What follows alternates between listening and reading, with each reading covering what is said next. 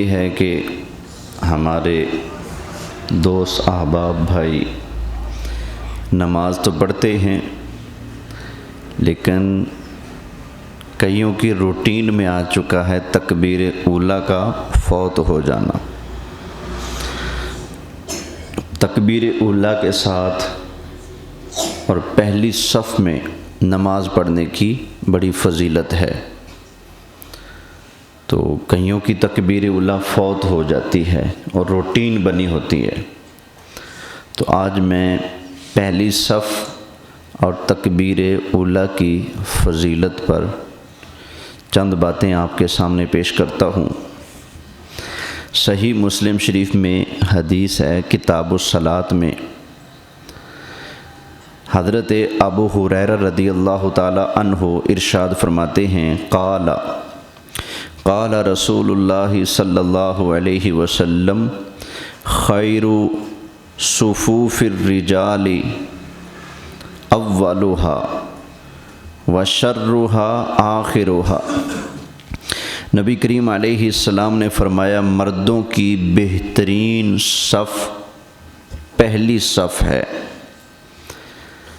وشرها آخرها، یہاں لفظ شر کمی کے لیے ہے، یعنی کہ فضیلت میں کم پچھلی صف ہے جو سب سے آخری صف ہے، فضیلت میں سب سے آگے والی صف ہے، اور فضیلت میں سب سے پیچھے والی صف ہے۔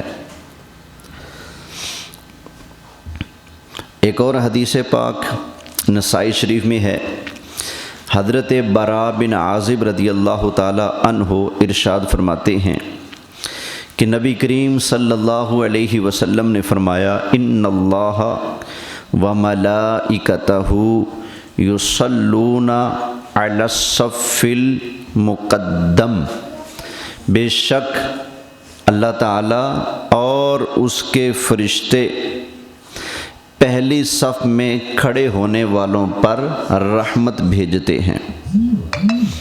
اللہ بھی ان پر رحمت بھیجتا ہے اور اللہ کے فرشتے بھی ان پر جو پہلی صف میں کھڑے ہوتے ہیں۔ اور ایک اور حدیث پاک ہے، حضرت ارباز بن ساریہ رضی اللہ تعالی عنہ بیان کرتے ہیں کہ ان رسول اللہ صلی اللہ علیہ وسلم کان یستغفر النجات فی اقامت الصلاۃ،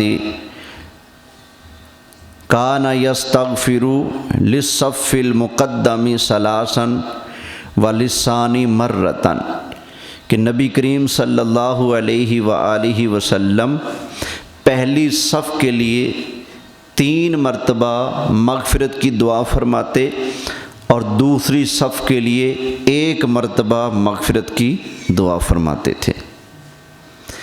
یعنی اشارہ تھا اس طرف کہ جس نے فضیلت پانی ہے، جس نے ثواب پانا ہے، جس نے نبی کریم علیہ السلام سے زیادہ دعائیں لینی ہے، تو وہ کون سی صف میں آ جائے؟ پہلی صف میں آ جائے۔ تو یہ ترغیب دلانے کے لیے نبی کریم علیہ السلام اگلی صف والوں کے لیے 3 مرتبہ دعا اور پچھلوں کے لیے 1 دعا فرماتے تھے۔ اسی طرح حضرت ابو امامہ رضی اللہ تعالی عنہ فرماتے ہیں، قال رسول اللہ صلی اللہ علیہ وسلم ان اللہ وملائکتہ یصلون علی الصف الاول۔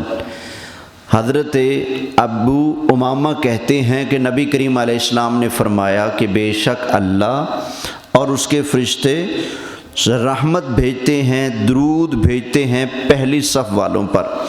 قالوا یا رسول اللہ وعلی الثانی، پوچھا گیا آقا اور دوسری صف والوں پر؟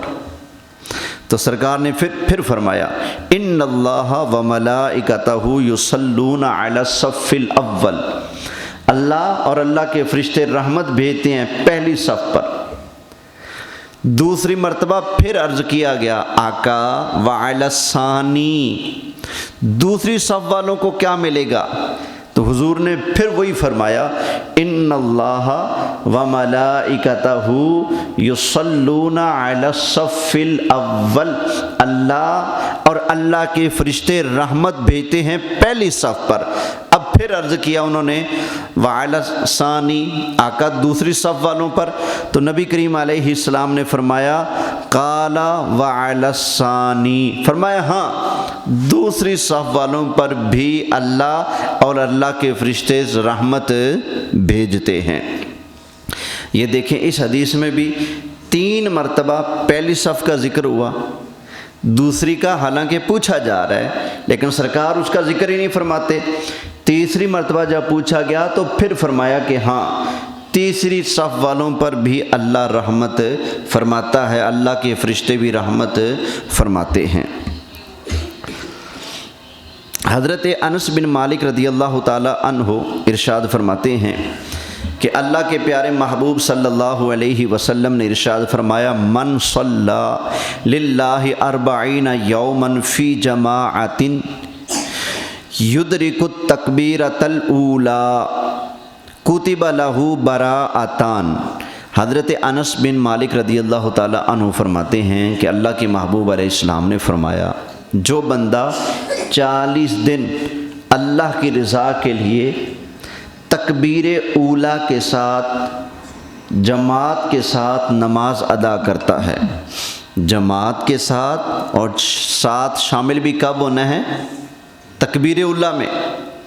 تکبیر اولا سے ہی امام کے ساتھ شامل ہو جائے، جو اس طرح سے 40 دن نمازیں پڑھے گا تو نبی کریم علیہ السلام نے فرمایا اللہ تعالیٰ اس کو 2 چیزوں سے بری فرما دے گا۔ 40 دن لگاتار نمازیں پڑھے تکبیر اولا کے ساتھ جماعت کے ساتھ تو اللہ تعالیٰ 2 چیزوں سے اس کو بری کر دے گا۔ کون کون سی؟ فرمایا براءۃ من النار، نمبر 1 اللہ اس کو جہنم کی آگ سے بری فرما دے گا، وبراءۃ من النفاق، اور اللہ تعالیٰ اس کو نفاق یعنی منافقت سے بھی بری فرما دے گا۔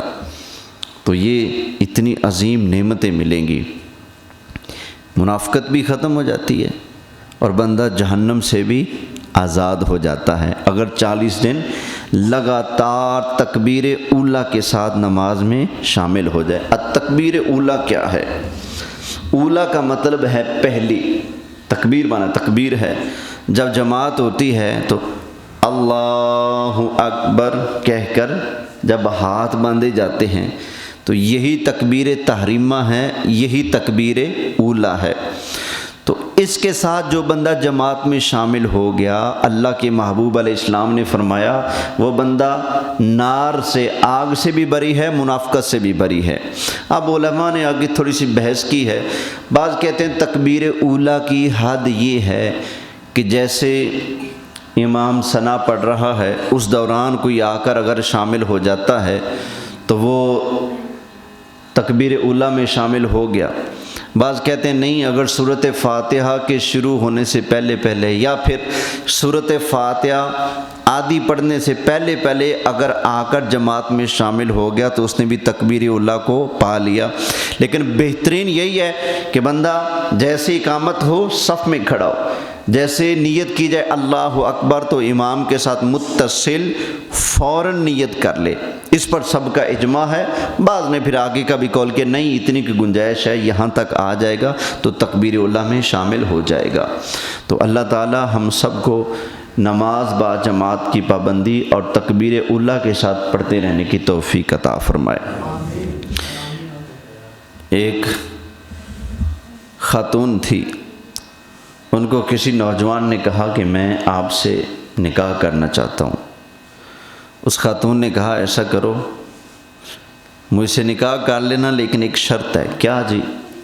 وہ فلاں مسجد میں نا امام صاحب کے پیچھے 40 دن مسلسل تکبیر اولا سے نماز پڑھو، اس کے بعد آ جانا۔ تو اس نے کہا ٹھیک ہے۔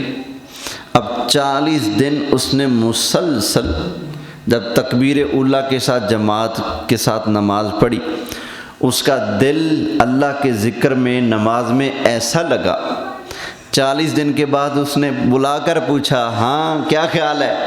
اس نے کہا بس نہ، اب میرے دل میں نہ دنیا رہی ہے نہ تو رہی ہے، بس اب میری لو اللہ سے لگ گئی ہے۔ تو نماز فرض جماعت سے پڑھنا، وہ بھی تکبیر اللہ کے ساتھ، اتنی فضیلت ہے۔